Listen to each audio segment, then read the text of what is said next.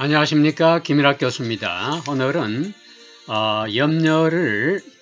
염려로 잠 못 이루는 밤이라는 주제로 말씀을 나누어 보기로 하겠습니다. 여러 번에 걸쳐서 말씀을 드렸지만은 믿음의 사람은 항상 복음적인 가치를 선택하고 따라가야 합니다.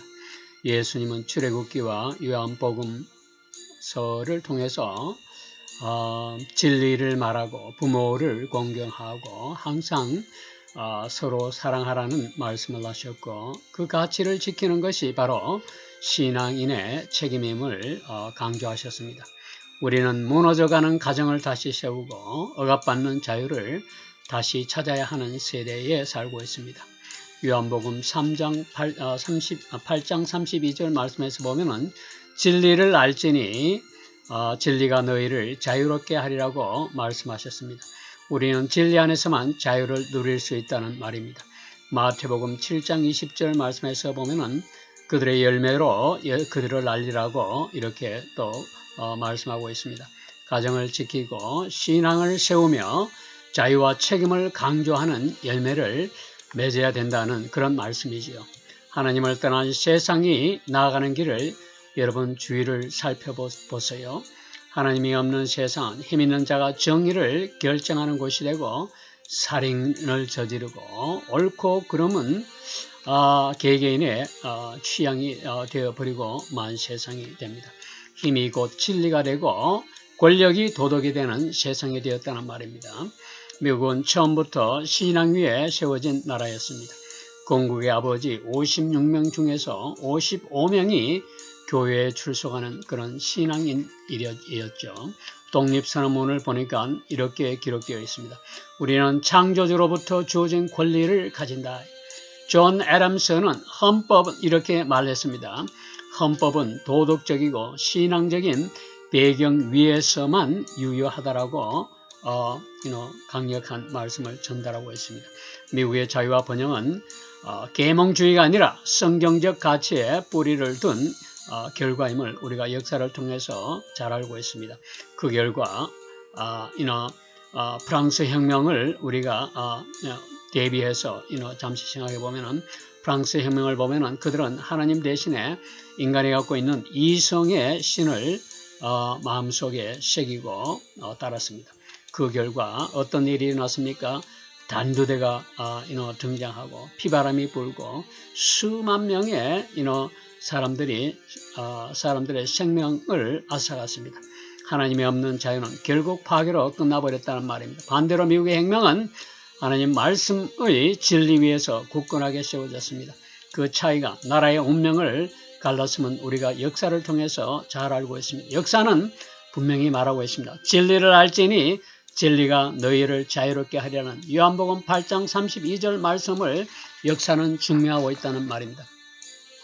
도덕과 자유의 기초는 바로 하나님이십니다. 그분을 떠난 자유는 반드시 무너지고 그 위에 서 있는 자유만이 영원할 수가 있는 것입니다.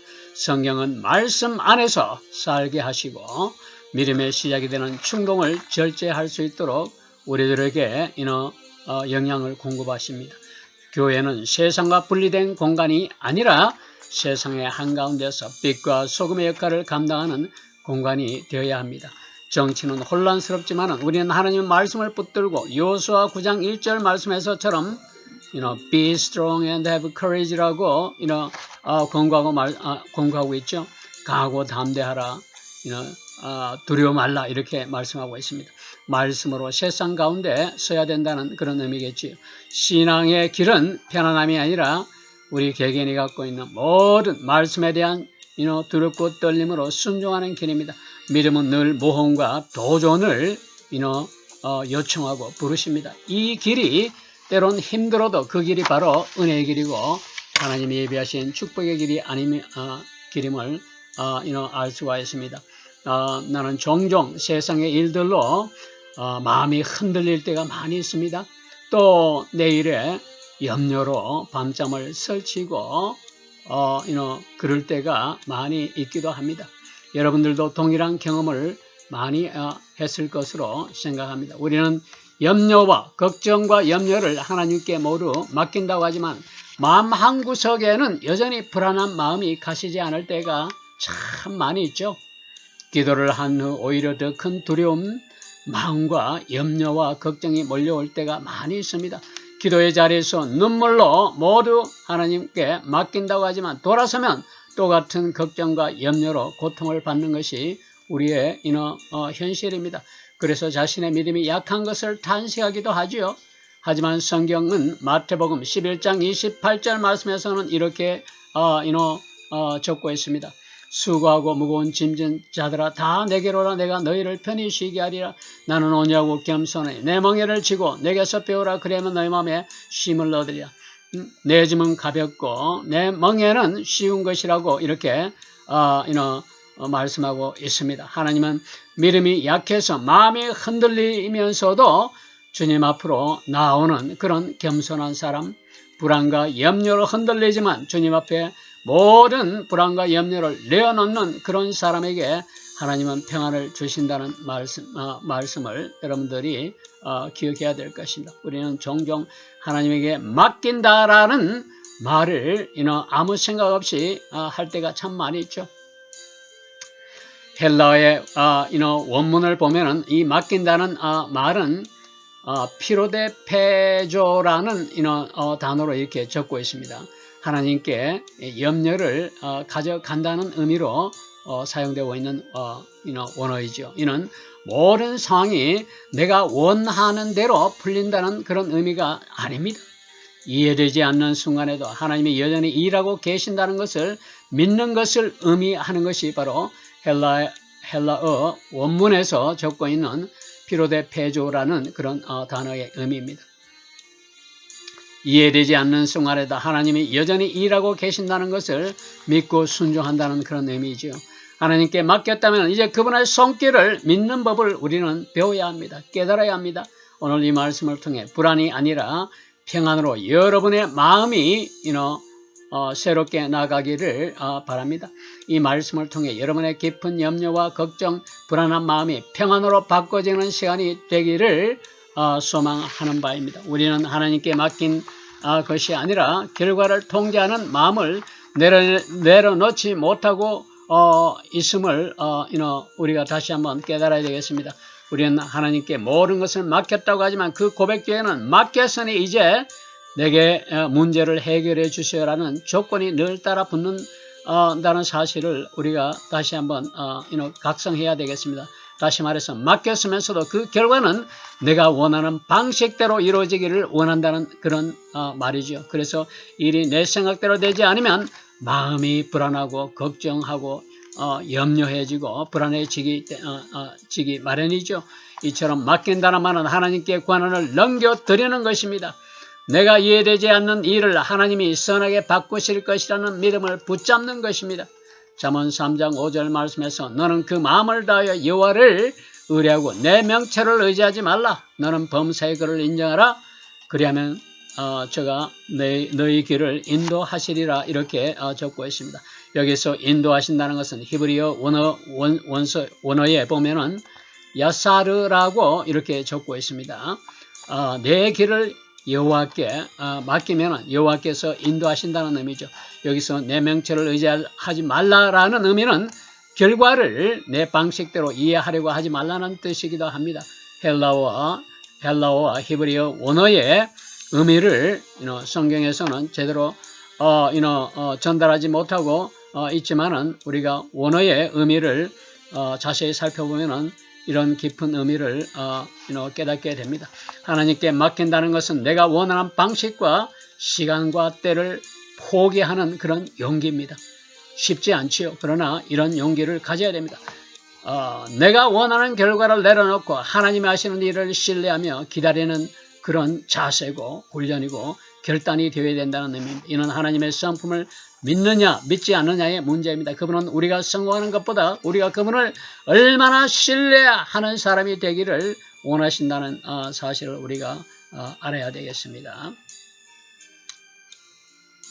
그래서 종종 우리의 계획이 무너지는 순간을 하나님은 허락하시기도 한다는 사실을 우리가 깨달을 수가 있습니다. 여러분은 결과가 내 뜻대로 흘러가지 않아서 불안하고 염려되는 일이 지금도 많이 있을 것입니다. 우리는 우리가 통제하려는 일을 내려놓아야 한다는 의미입니다. 진짜 막힘의 시작은 내 뜻과 방법이 아니라 주님의 방식대로 이끌어 주십시오라는 그런 고백입니다. 히브리의 원에서 말하는 야사르의 의미가 바로 이런 것입니다. 내 뜻이 아니라 하나님의 방식대로 뜻대로 이끌어 달라는 그런 고백이라는 말입니다. 그 결과를 내려놓을 때 비로소 불안은 사라지고 걱정은 사라지고 염려는 그쳐지고 평안이 찾아올 수밖에 없습니다. 왜냐하면 그 순간 내 인생의 주인은 내가 아니라 하나님이기 때문이라는 사실을 우리가 망각해서는 안 될 것입니다. 신앙생활을 하다 보면 기도의 응답이 느리고 상황이 바뀌지 않을 때 우리는 초조해질 수밖에 없습니다. 그러나 하나님은 언제나 정해진 완전한 시간에 일을 하시는 분임을 우리가 잊지 말아야 합니다. 아브라함에게 아들을 약속하셨을 때도 25년이라는 오랜 시간이 걸려 성취되었습니다. 그동안 아브라함은 수없이 많이 흔들렸고 자신의 방법으로 문제를 해결하다 실패했고 오늘날 이슬람 지역에 끝없는 갈등이 여기에서 발언이 되었음을 우리는 알고 있습니다. 하지만 그 기다림 속에서 그런 하나님을 아는 사람이 되었음을 우리가 또 깨달을 수가 있습니다. 우리의 삶도 마찬가지입니다. 하나님은 우리의 삶 속에서 시간이라는 도구를 하나님 방식대로 사용하시는 분입니다. 하나님은 우리가 기다리는 동안 우리의 믿음을 단련시키고 있습니다. 야고보서 1장에서처럼 환난과 시험의 터널을 통과해야 되는 것은 필연적인 그런 과정입니다. 그러나 하나님은 보이지 않는 순간에도 보이지 않는 방식으로 우리를 준비시키는 분이시기도 합니다. 시편 37편에서 보면 잠잠히 여호와를 기다리라고 하십니다. 이 구절에서 잠잠히는 헬라의 원어에서는 헤시치오스라고 이렇게 적고 있습니다. 하나님이 내 삶의 주도권을 가지고 계심을 인정하는 그런 단어이기도 하죠. 다시 말해서 하나님에 대한 기다림은 포기가 아니라 하나님에 대한 신뢰의 표현인 것입니다. 우리가 불안한 이유는 하나님이 하시는 일의 속도를 믿지 못하고 내 방식대로, 내 뜻대로, 내 의지대로만을 고집하기 때문입니다. 내 방식과 내 시간, 내 의지대로 작동하지 않을 때 우리는 내 방식대로 일을 해결하지 않습니까? 그러나 하나님이 준비하시는 시간에는 내 방식대로 일을 하게 될 때 마음의 평안은 있을 수가 없다는 사실을 우리가 깨달아야 되겠습니다. 야곱이 베델에서 하나님의 약속을 들은 뒤 그 꿈이 이루어지기까지 수십 년이 걸렸습니다. 그 긴 시간은 그의 성품이 깎이고 빚어지는 시간이었습니다. 하나님은 우리에게 주실 축복보다 그 축복을 담을 그릇을 준비시키는 분이십니다. 불안은 언제나 지금만 내 뜻대로 내 안에서만 보는 시선에서 생기는 것입니다. 그러나 믿음은 아직을 바라보는 믿음을 가져야 하는 것입니다. 우리는 시간을 초 단위로 움직이지만 하나님은 영원을 기준으로 계획하시는 분임을 또 우리가 깨달아야 되겠습니다. 그렇기 때문에 우리는 조급한 마음으로 결과를 재촉해서는 안 된다는 의미입니다. 하나님을 신뢰하는 사람은 하나님의 계획하신 타이밍도 신뢰해야 됨을 우리가 깨달아야 되겠습니다. 불안한 마음은 믿음이 없어서 생기는 것이 아니라 인간이기에 당연히 느끼는 것임을 우리가 부인할 수가 없습니다. 예수님은 겟세마네 동산에서 내 마음이 심히 고민하여 죽게 되시니 너희는 여기 머물고 나와 함께 깨어 있으라고 마태복음 26장 38절 말씀에서 이렇게 적고 있습니다. 하나님의 아들이신 예수님도 십자가를 앞두고 두려움과 고통으로 고통 가운데 있었음을 우리가 알 수가 있습니다. 우리는 불안한 마음을 하나님께 가져와야 됩니다. 하나님께 가져와서 내려놓아야 합니다. 불안은 하나님을 필요로 하고 있다는 증거이기도 하지요. 하나님은 불안전하지만 하나님을 의지하는 사람을 하나님은 버리지 않으시고 외면하지 않으시고 찾으시고 맞으시는 분이십니다. 사도 바울도 감옥에서 편지를 쓰면서 우리가 사방으로 우겨싸임을 당하여도 꺾이지 아니하며 답답한 일을 당하여도 낙심치 아니한다라고 고린도후서 4장 8절 이하 말씀에서 적고 있습니다. 그 역시 두려움과 고통 속에서 하나님께 내어드리고 그 심령의 고통과 괴로움을 회복시켰습니다. 믿음이 자라날수록 새로운 불안은 늘 찾아오기 마련입니다. 그러나 그것은 부정적인 것이 아니라 우리 개개인이 영적인 성장의 증거임을 우리가 알아야 되겠습니다. 하나님은 불안 가운데서도 그분을 붙드는 사람을 통해 늘 일하고 계시는 분입니다. 이사야 41장 10절 말씀을 보니까 두려워하지 말라. 내가 너와 함께함이라. 놀라지 말라. 나는 내 하나님이 됨이라. 내가 너를 굳세게 하리라. 참으로 너를 도와주리라. 나의 의로운 오른손으로 너를 붙들리라고 적고 있습니다.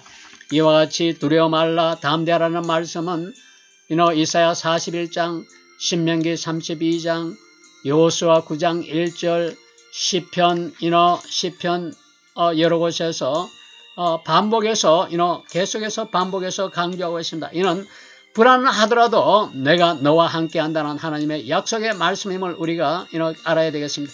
불안을 느끼는 것은 여러분의 믿음의 약해서가 아니라 그만큼 하나님을 의지하고 싶다는 마음의 진솔한 표현이 아니고 무엇입니까? 요한복음 14장 27절 말씀에서처럼 세상에 주는 평안은 상황이 바뀌어야 생기지만은 하나님이 주시는 평안은 상황이 달라져도 마음이 달라질 수밖에 없습니다. 불안은 하나님께 더 가까이 가야 할 신호이다는 사실임을 우리가 알아야 되겠습니다. 불안할수록 기도해야 되겠고 두려울수록 하나님을 바라보아야 한다는 말입니다. 왜냐하면 믿음은 불안 속에서 하나님을 선택하는 결단이기 때문입니다. 하나님은 불안 속에서 그분께 머무는 사람을 통해 영광을 받으시는 분이 바로 하나님이십니다. 하나의 문제가 해결되면 또 다른 문제가 찾아오는 것이 우리 인간의 현실입니다. 잠시 마음이 편해지고 나면 새로운 걱정이 생기기도 하죠. 이 세상은 모든 문제가 해결되어지는 순간이 한순간도 없습니다. 요한복음 14장 27절 말씀에서 보면 예수님은 너희는 마음에 근심도 말고 두려워하지도 말라라고 적고 있습니다. 세상에 주는 평안은 조건에 따라 변하지만은 예수님이 주시는 평안은 상황을 초월합니다. 그분이 주시는 평안은 폭풍우 속에서도 마음이 무너지지 않는 평안입니다. 왜냐하면 하나님의 눈으로 세상을 바라보기 때문에 그렇습니다. 그분이 내 안에 주인이 되실 때 내 감정의 방향이 달라질 수밖에 없습니다. 환경은 그대로인데 내 마음은 넓은 바다와 같이 고요해지기 마련입니다. 상황이 바뀌어져 있는 그런 현실이 아니라 할지라도 하나님은 그 상황을 다스리는 분이심을 우리가 알아야 되겠습니다. 다윗은 시편 62편에서 나의 영혼이 잠잠히 하나님께 바람이여 나의 구원이 그에게서 나누더라고 고백하고 있습니다. 내 마음이 걱정으로 고동하면 내 마음에 평안이 들어올 공간은 그만큼 사라져버립니다. 하지만 하나님이 내 마음의 중심에 계시면 그분의 평안이 내 생각과 감정을 채우고 다스리기 시작하는 것입니다. 평안은 상황이 끝나서 생기는 것이 아님을 우리가 알아야 되겠습니다. 시선이 하나님께 고정되어질 때 우리 마음의 평안은 회복됩니다. 바울이 감옥에서도 찬송할 수 있었던 것은 하나님이 주신 평안이 있었기 때문입니다. 그는 빌립보서 4장 7절에서처럼 모든 지각에 뛰어나신 하나님의 평강이 너희 마음과 생각을 지키시라고 고백하고 있습니다. 하나님이 중심이 된 사람은 환경에 따라 마음이 요동치지 않습니다. 기도의 응답보다 더 큰 평안은 하나님이 여전히 나와 함께 계신다는 사실을 우리가 스스로 깨닫고 아는 것입니다. 오늘도 하나님이 우리 마음의 중심에 계시면 문제는 그대로인데 세상에 줄 수 없는 내 마음의 평안은 내 마음의 중심에 자리 잡게 된다는 사실을 우리가 알아야 되겠습니다. 불안은 누구에게나 찾아옵니다. 예외가 없습니다. 믿음이 깊은 사람에게도 오랜 신앙생활을 한 사람에게도 예외 없이 찾아오는 것이 불안입니다. 내 인생의 주도권을 하나님께 올려드려야만 이 불안은 없어집니다. 믿음의 본질은 이해가 안 되어도 하나님을 신뢰하는 것입니다. 불안이 찾아올 때 기도를 해야 하는 것을 알지만 기도하기가 그렇게 쉽지도 않습니다. 마음이 복잡합니다. 이때마다 우리는 우리 마음의 방향을 하나님께로 돌려야 한다는 그런 의미입니다. 기도의 핵심은 그분 앞에서 내 마음을 내려놓는 것이 기도의 핵심입니다. 빌립보서 4장 6절 말씀에서처럼 반복해서 말씀드리지만 아무것도 염려하지 말고 오직 기도와 간구함으로 너희 구할 것을 감사함으로 하나님께 아뢰라. 모든 지각에 뛰어나신 하나님의 평강이 너희 마음과 생각을 지킨다라고 적고 있습니다. 이 구절은 불안할 때 하나님께로 나오라는 초대가 아니고 무엇입니까? 막힘의 기도는 우선 불안한 내 마음의 상태를 하나님 앞에서 인정하고 고백하고 내려놓는 것입니다. 믿음의 사람은 감정을 고백할 줄 아는 사람이다. 그래야 하나님이 일할 수 있는 공간이 생기기 때문이죠. 또 결과를 내려놓아야 합니다. 믿음의 사람은 결과를 가지고 내 뜻대로 좌지우지하려는 어리석음을 버려야 합니다. 결과를 통제하려는 마음을 내려놓을 때 비로소 하나님의 뜻이 내 안에서 자리를 잡기 시작하기 때문입니다. 또 기도는 하나님과의 시선을 맞추는 시간입니다. 이해를 하지 못해도 믿으며 모든 불안은 잠잠해짐을 우리가 기도 생활을 통해서 말씀을 통해서 알 수가 있습니다. 맡김의 기도는 한순간으로 끝나는 것이 아니라 매일 매 순간 매 시간 훈련되어야 되고 우리의 결단과 의지로 붙들어야 되는 것입니다. 하루를 시작하기 전에 일을 결정하기 전에 잠들기 전에 불안한 생각이 몰려올 때마다 생각을 주님께 내려놓아야 한다는 의미입니다. 그 순간부터 하나님이 주시는 평안이 우리의 마음을 지배하게 되는 것입니다. 이것은 우리의 힘으로 되는 것이 아니라 성령의 역사임을 우리가 알아야 되겠습니다.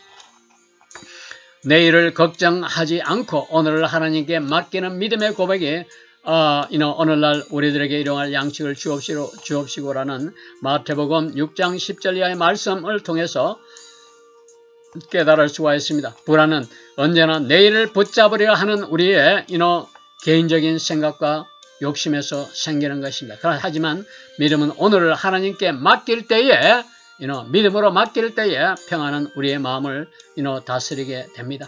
매일매일 주님이 이끄시는 대로 순종하게 하소서라는 고백이 절실한 때가 바로 이때입니다. 맡김의 기도는 하나님의 평안을 초대하는 문이기도 합니다.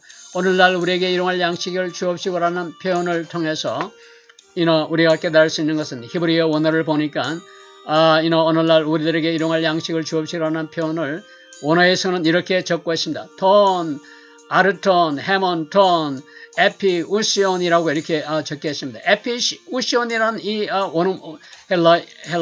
히브리어 원어의 의미는 신약 성경에서는 이곳에서만 나오는 아주 특별한 그런 단어이죠. 이 단어는 필요한 충분한의 뜻을 지니고 있고 하나님은 우리들에게 필요한 모든 것을 공급해 주신다는 그런 약속의 말씀임을 원문을 통해서 히브리어 원어를 통해서 우리가 깨달을 수가 있습니다.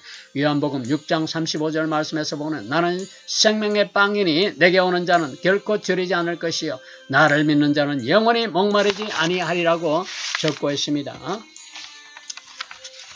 결론적으로 하루가 저물어가는 오늘 이 시간에도 마음이 무거워지는 순간이 우리 모두에게 다 있기 마련이죠. 하루도 최선을 다해 우리가 모두 살아왔지만은 마음속에는 여전히 내려놓지 못한 생각과 불안한 생각과 걱정과 염려가 남아 있는 것도 사실입니다. 그러나 오늘 이 말씀을 통해서 여러분의 지친 마음이 다시 숨 쉴 수 있는 휴식의 공간이 되기를 바랍니다. 걱정 대신에 평안이 또 두려움 대신에 하나님에 대한 신뢰가 그리고 마음의 흔들림 대신에 주님의 위로가 여러분 마음에 내려앉는 축복의 시간이 되었기를 소망합니다. 모든 염려를 다 주께 맡기라는 이 말은 베드로전서 5장 7절 말씀이죠. 이 말씀은 오늘 하루도 여기까지 하나님께서 우리를 인도해 주심에 감사드리는 마음으로 우리가 마음속에 되새겨야 될 것입니다. 그 작은 일들이 우리의 마음을 흔들었고 가슴을 누르고 있었음을 우리 스스로 고백하고 마음 깊은 곳에서는 설명하기 어려운 염려들이 쌓여있기도 하지만 모든 염려를 주께 맡기라는 주님의 음성에 귀 기울이고 순종하는 여러분 모두가 되기를 축복합니다. 사람의 말과 상황은 계속 변화합니다. 시시때때로 변화하는 것이 사람의 마음이죠. 그 안에서 스스로 해결책을 또 찾으려고 하는 그런 어리석은 생각을 갖고 있는 것이 인간의 마음이고 그 결과가 우리의 뜻대로 되지 않으면 낙심하기도 합니다. 그러나 우리의 작은 믿음을 불쌍히 여기시고 이제는 주님께 모든 염려를 내려놓는 법을 깨닫게 해주셨으니 감사한 마음으로 이 말씀을 여러분들 마음에 담기 바랍니다. 오늘 이 말씀을 듣고 있는 이들의 삶 속에서 이 말씀이 실제적인 삶으로 연결되어지기를 예수 이름으로 축복합니다. 감사합니다.